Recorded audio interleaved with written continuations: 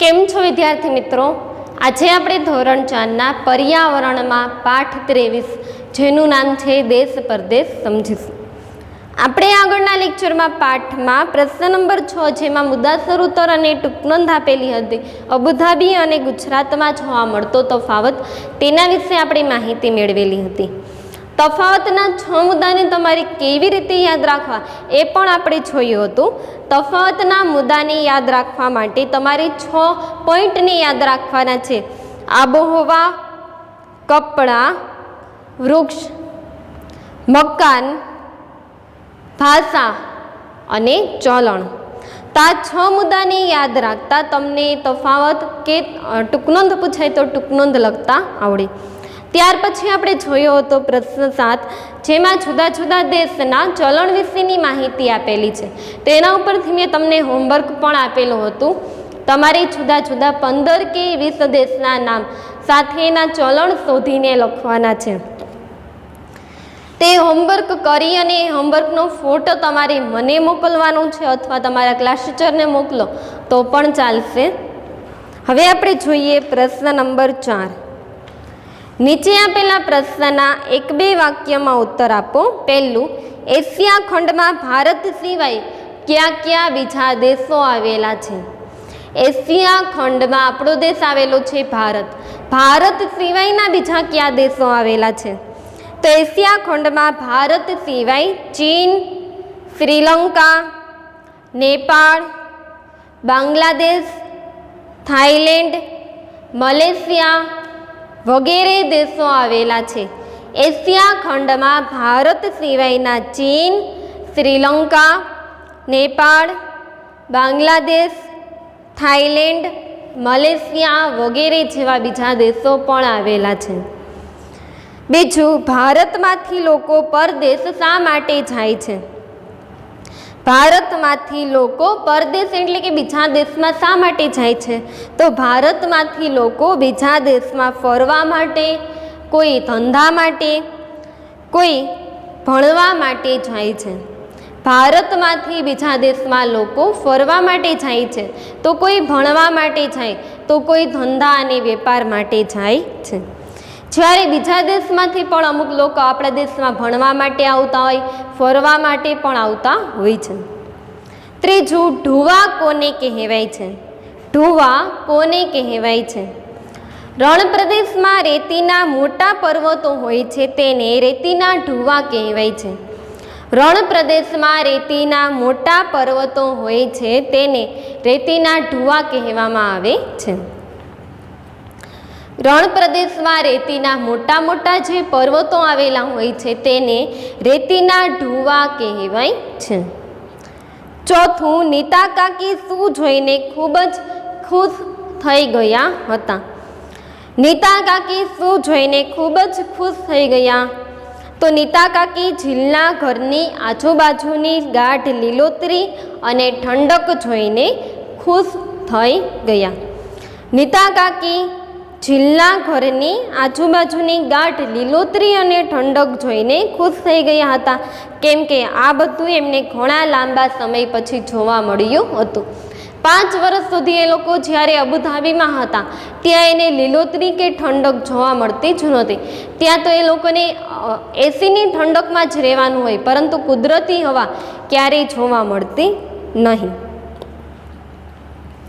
તેથી લાંબા સમય નીતા કાકી ઝીલના ઘરની આજુબાજુ ગાઢ લીલોતરી અને ઠંડક જોઈ ખુશ થઈ ગયા હતા. 5મું, રસ્તામાં હેન્સી અને પલે કયા કયા વૃક્ષો જોયા? જ્યારે ઝીલના ઘરે એ લોકો જઈ રહ્યા હતા ત્યારે રસ્તામાં હેન્સી અને પલે કયા કયા વૃક્ષો જોયા? તો રસ્તામાં હેન્સી અને પલે કેળા, નાળિયેરી, સોપારી, પપૈયા વગેરે જેવા વૃક્ષો જોયા. રસ્તામાં હેન્સી અને પલે કેળા, નાળિયેરી, સોપારી, પપૈયા વગેરે જેવા વૃક્ષો જોયા હતા. અબુધાબીની આબોહવા કેવી છે? છઠ્ઠો પ્રશ્ન, અબુધાબીની આબોહવા કેવી છે? તેમાં આવશે અબુધાબીની આબોહવા ગરમ અને સૂકી છે. એ આપણે આગળના લેક્ચરમાં જોયું. અબુધાબીની આબોહવા કેવી છે? ગરમ અને સૂકી. ત્યાં વરસાદ ઓછો પડે છે અને ગરમી વધારે પડે છે. ત્યાં વરસાદ ઓછો હોય છે અને ગરમી વધારે હોય છે. તેથી અબુધાબીની આબોહવા ગરમ અને સૂકી જ રહે છે. 7મું, અબુધાબીના લોકો કેવા કપડાં પહેરે છે? અબુધાબીના લોકો કેવો પહેરવેશ પહેરે છે? તેમાં આવશે અબુધાબીના લોકો આખા શરીરને ઢાંકે તેવા હળવા અને સુતરાઉ કપડાં પહેરે છે. અબુધાબીના લોકો તેના આખા શરીરને ઢાંકી દે એવા ફૂલ સ્લીવના હળવા અને સુતરાઉ કપડાં પહેરે છે. તેઓ માથું પણ ઢાંકીને રાખે છે. એ લોકો માથું પણ કેવી રીતે ઢાંકીને રાખી દે છે? આખા શરીરને ઢાંકી દે છે અને માથા ઉપર રીંગ સાથે કપડું બાંધે છે, જેથી એ લોકોનું માથું પણ હંમેશા ઢંકાયેલું રહે છે, જેથી સૂર્યના સખત તાપથી બચી શકાય. અબુધાબીના લોકો આખા શરીરને ઢાંકે તેવા હળવા અને સુતરાઉ કપડાં પહેરે છે. તેઓ માથું પણ ઢાંકેલું રાખે છે, જેથી સૂર્યના સખત ગરમ તાપથી બચી શકાય. 8મું, ભારતીય રૂપિયાની નોટ પર કોનો ફોટો હોય છે? ભારતીય રૂપિયાની નોટ પર કોનો ફોટો હોય છે? તેમાં આવશે ભારતીય રૂપિયાની નોટ પર આપણા રાષ્ટ્રપિતા મહાત્મા ગાંધીનો ફોટો હોય છે. એ આપણને બધાને ખબર છે ને આપણે જાણીએ પણ છીએ. ભારતીય રૂપિયાની નોટ પર આપણા રાષ્ટ્રપિતા મહાત્મા ગાંધીનો ફોટો હોય છે. હવે પ્રશ્ન નંબર 5, નીચે આપેલા પ્રશ્નના 2-3 વાક્યમાં ઉત્તર આપો. એમાં પહેલું, રણ પ્રદેશમાં વૃક્ષો કેમ ઓછા હોય છે? રણ પ્રદેશમાં વૃક્ષો શા માટે ઓછા હોય છે? તેમાં આવશે રણ પ્રદેશમાં જમીન રેતાળ હોય છે અને પાણીની ખૂબ જ અછત હોય છે. રણ પ્રદેશમાં જમીન રેતાળ હોય છે, ત્યાં ચારે બાજુ રેતી જ રેતી જોવા મળે, ત્યાં પાણી જોવા મળતું નથી, પાણીની ખૂબ જ અછત હોય છે. અહીં વરસાદ ખૂબ જ ઓછો પડે છે, તેથી રણ પ્રદેશમાં વૃક્ષો જોવા મળતા નથી અથવા તો સાવ ઓછા જોવા મળે છે. રણ પ્રદેશમાં વૃક્ષો શા માટે જોવા મળતા નથી અથવા ઓછા હોય છે? તેનું કારણ છે રણ પ્રદેશમાં જમીન રેતાળ હોય છે, ત્યાં ચારે બાજુ રેતી જ રેતી જોવા મળે છે. રણ પ્રદેશમાં જમીન રેતાળ હોય છે, ત્યાં ચારે બાજુ રેતી જ રેતી જોવા મળે છે, ત્યાં લીલોતરી જોવા જ મળતી નથી અને હોય તો પણ સાવ ઓછી એવી, અને પાણીની પણ ત્યાં ખૂબ જ અછત હોય છે, ત્યાં પાણી જોવા મળતું નથી, કેમ કે ત્યાં વરસાદ સાવ પડતો જ નથી અને પડે તો પણ સાવ ઓછો પડે છે, તેથી ત્યાં પાણીની ખૂબ જ અછત હોય છે. તેથી રણ પ્રદેશમાં વૃક્ષો હોતા જ નથી અથવા સાવ ઓછા એવા હોય છે. અમુક જ વૃક્ષો રણ પ્રદેશમાં રેતીમાં જોવા મળે. બીજું, કારણ આપો. ખજૂરી રણ પ્રદેશમાં વધારે જોવા મળે છે. ખજૂરી રણ પ્રદેશમાં વધારે જોવા મળે છે, એનું કારણ આપો. તો ખજૂરીને પાણીની જરૂર નહિવત હોય છે, કારણ કે ખજૂરીને પાણીની જરૂર નહિવત હોય છે. નહિવત એટલે કે ઓછી. જો આ શબ્દ હવે તમને ના ખબર પડે તો એ શબ્દનો અર્થ હું બોર્ડ ઉપર લખું જ છું, એના ઉપર ધ્યાન રાખવાનું. નહિવત એટલે ઓછી.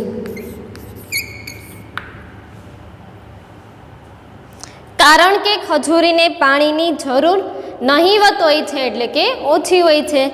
ખજૂરીનું વૃક્ષ એક જ એવું છે કે જે ઓછા પાણીમાં પણ ઉગી નીકળે છે, બાકી દરેક વૃક્ષોને ઉગવા માટે પાણીની જરૂર પડે. રણ પ્રદેશમાં પાણી હોતું નથી, પાણી સાવ ઓછું હોય છે અથવા હોતું જ નથી. અને ખજૂરીનું એક જ વૃક્ષ એવું છે જે ઓછા પાણીમાં પણ ઉગી શકે છે.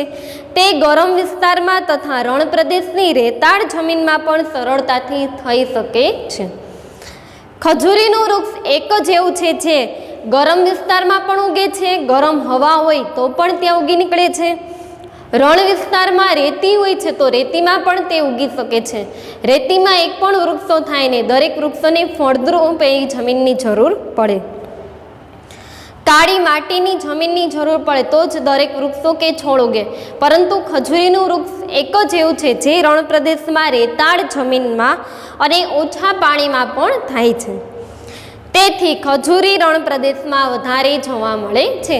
ખજૂરીનું વૃક્ષ પાછું અહીંયા જોવા મળે નહીં, કેમ કે અહીંયા માટી ચીકણી હોય. ચીકણી માટીમાં ઠંડી આબોહવામાં કે પાણીમાં એ વૃક્ષ થતું નથી.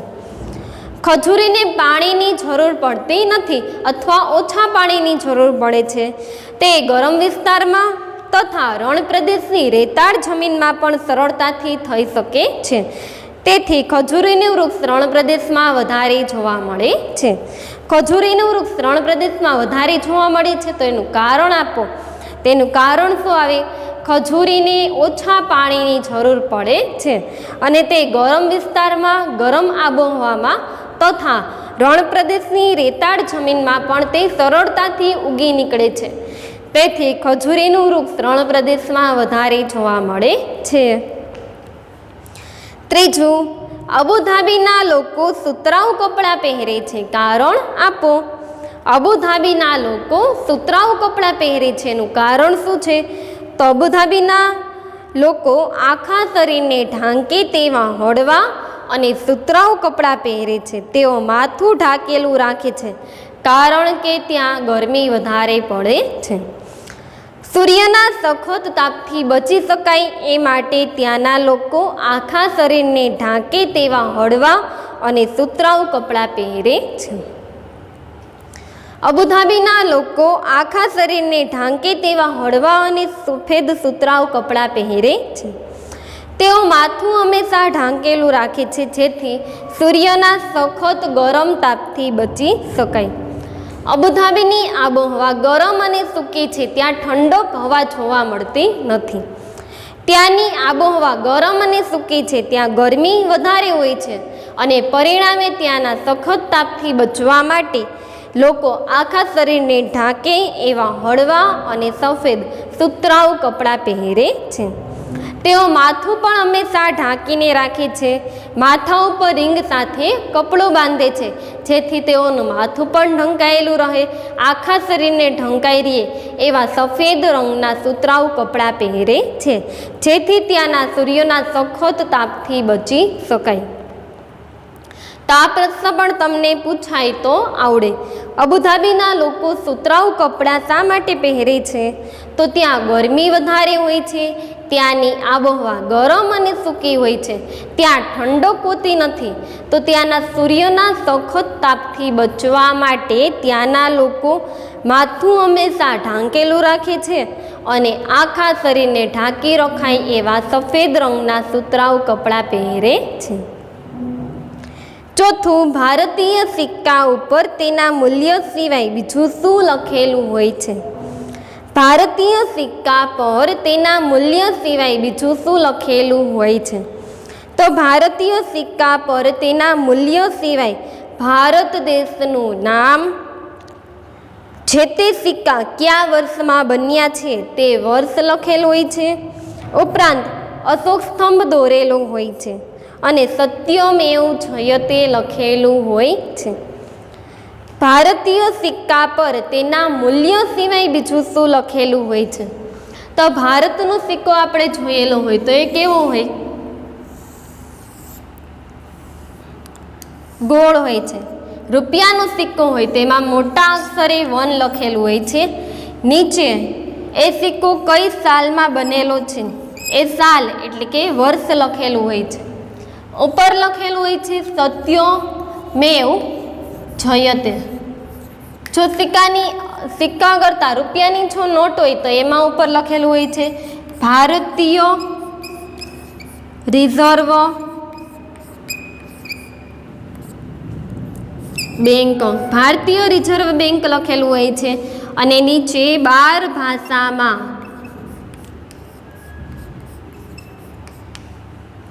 કેટલા રૂપિયાની નોટ છે એ લખેલું હોય છે.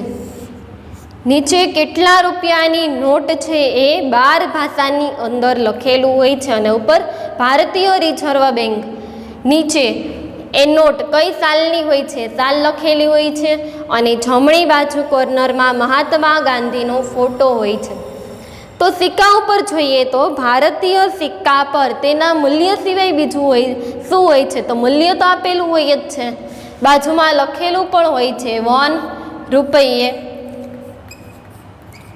1 રૂપિયે, 1 રૂપિયા, એવી રીતે 2 કે 3 ભાષામાં એમાં લખેલું હોય છે. ઇંગ્લિશમાં, ગુજરાતીમાં, હિન્દીમાં પણ આપેલું હોય છે. ઉપર લખેલું હોય છે સત્યમેવ જયતે, નીચે સિક્કો કઈ સાલમાં બનેલો છે એ લખેલું હોય છે અને એ જ સિક્કાની પાછળની બાજુ અશોક સ્તંભની આકૃતિ દોરેલી હોય છે. ભારતીય સિક્કા પર તેના મૂલ્ય સિવાય ભારત દેશનું નામ, જે તે સિક્કા કયા વર્ષમાં બન્યા તે લખેલું હોય છે, ઉપરાંત અશોક સ્તંભ દોરેલો હોય છે અને સત્યમેવ જયતે પણ લખેલું હોય છે. રૂપિયાનું નામ લખેલું હોય છે, રૂપિયા વિશેની માહિતી આપેલી હોય છે, રૂપિયાનું મૂલ્ય તો આપેલું હોય જ છે, આ ઉપરાંત નીચે કયા વર્ષમાં બનેલો છે એ સાલ, ઉપર સત્યમેવ જયતે અને પાછળ અશોક સ્તંભ દોરેલો હોય છે. હવે આપણે જોઈએ આગળના પેજમાં પ્રશ્ન નંબર 2 યોગ્ય શબ્દ વડે ખાલી જગ્યા પૂરો. પહેલું, આપણો ભારત દેશ ખાલી જગ્યા ખંડમાં આવેલો છે. આપણો ભારત દેશ ખાલી જગ્યા ખંડમાં આવેલો છે, તેમાં આવશે એશિયા ખંડમાં આવેલો છે. આપણો દેશ એશિયા ખંડમાં આવેલો છે. બીજું, યુએઈ ભારતની ખાલી જગ્યા દિશામાં આવેલો દેશ છે. યુએઈ ભારતની ખાલી જગ્યા દિશામાં આવેલો દેશ છે, તેમાં આવશે પશ્ચિમ. ત્રીજું, અરવિંદ કાકા ખાલી જગ્યા શહેરમાં નોકરી કરતા હતા. અરવિંદ કાકા ખાલી જગ્યા શહેરમાં નોકરી કરતા હતા, તેમાં આવશે અબુધાબી. ચોથું, અબુધાબીથી વિમાનમાં આવવામાં લગભગ ખાલી જગ્યા સમય લાગે છે. અબુધાબીથી વિમાનમાં આવવામાં લગભગ 2 કલાકનો સમય લાગે છે. પાંચમું, ઝીલ દિલ્હી ખાલી જગ્યા દ્વારા ગઈ હતી.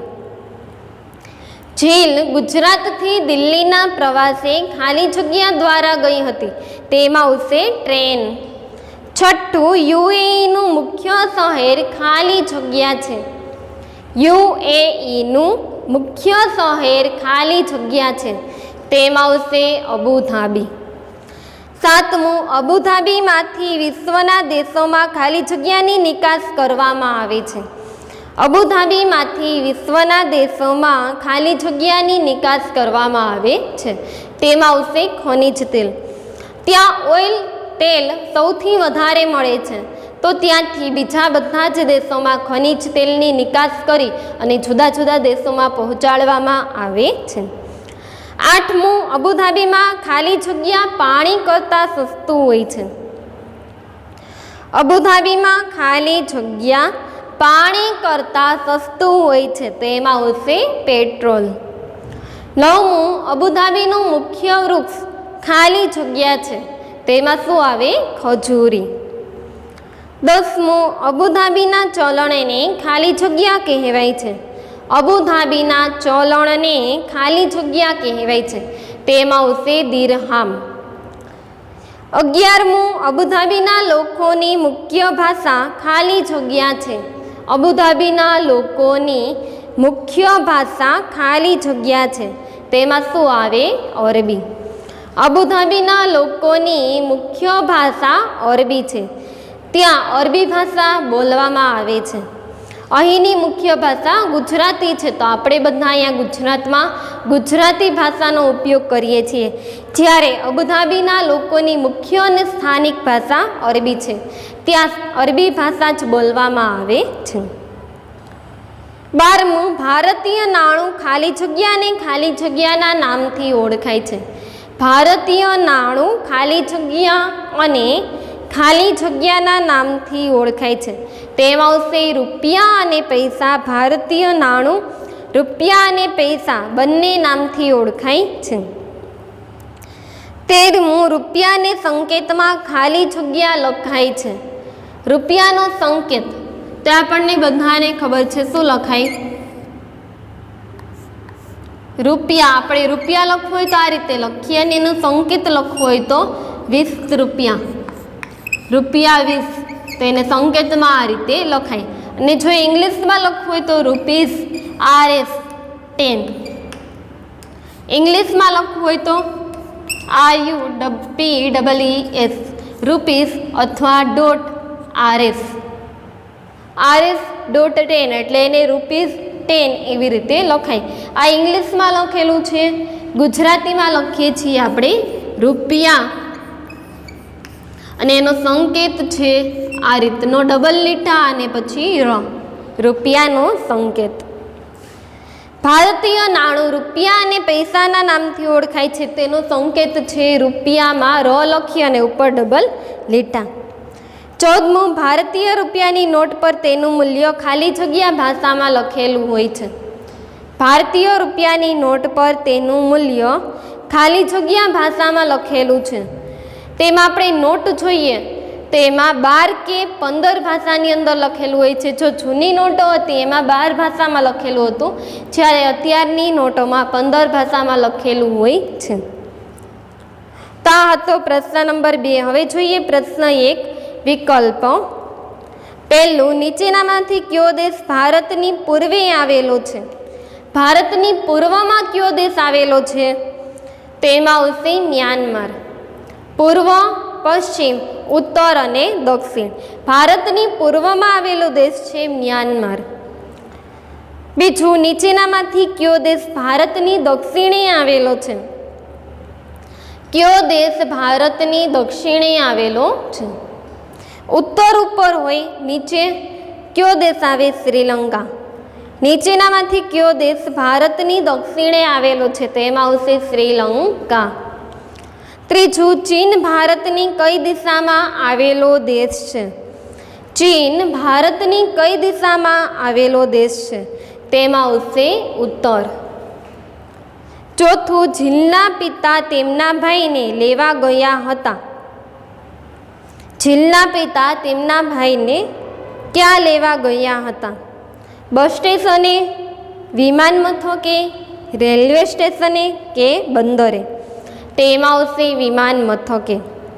પાંચમું, જીલ શાળામાંથી ક્યાંના પ્રવાસે ગઈ હતી? જીલ શાળામાંથી ક્યાંના પ્રવાસે ગઈ હતી?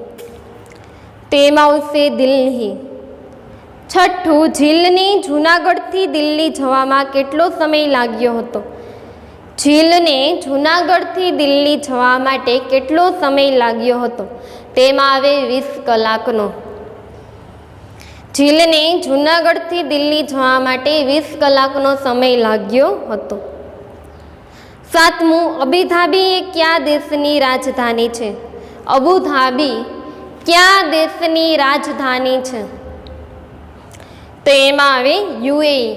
UAEનું મુખ્ય શહેર અબુધાબી શા માટે છે? તો કેમ કે UAEની રાજધાની જ અબુધાબી છે. દરેક દેશની રાજધાની હોય એમ UAE દેશની રાજધાની કઈ છે? તેમાં આવે અબુધાબી. અબુધાબીની જમીનમાંથી શું મળે છે? અબુધાબીની જમીનમાંથી શું ખૂબ જ વધારે મળે છે? તેમાં આવશે ખનિજ તેલ. નવમું, ભારત આવતા પહેલા પોલ અને હેન્સીએ કયું વૃક્ષ જોયું? ભારત આવતા પહેલા પોલ અને હેન્સીએ કયું વૃક્ષ જોયું? ભારતમાં આવ્યા પછી એમને અલગ અલગ વૃક્ષો જોયા, પરંતુ ભારત આવતા પહેલાં એ લોકો અબુધાબીથી આવતા હતા ત્યારે એમને રસ્તામાં ખજૂરીના વૃક્ષો વધારે જોયા હતા. 10મું, કયું વૃક્ષ એ રણ પ્રદેશનું કલ્પવૃક્ષ કહેવામાં આવે છે? કયું વૃક્ષ રણ પ્રદેશનું કલ્પવૃક્ષ કહેવામાં આવે છે? તો રણ પ્રદેશનું કલ્પવૃક્ષ કયું છે એ તમારે યાદ રાખવાનું. આ પણ જીકેનો એવો પ્રશ્ન છે.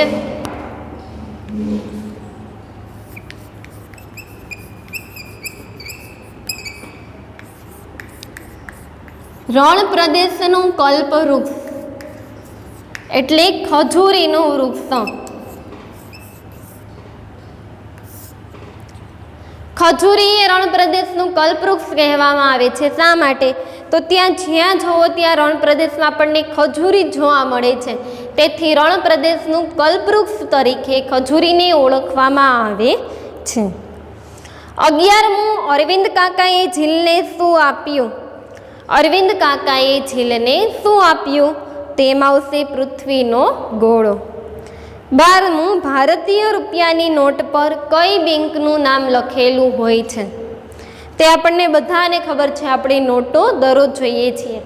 ભારતીય રૂપિયાની નોટ પર ભારતીય રિઝર્વ બેંક લખેલું હોય છે.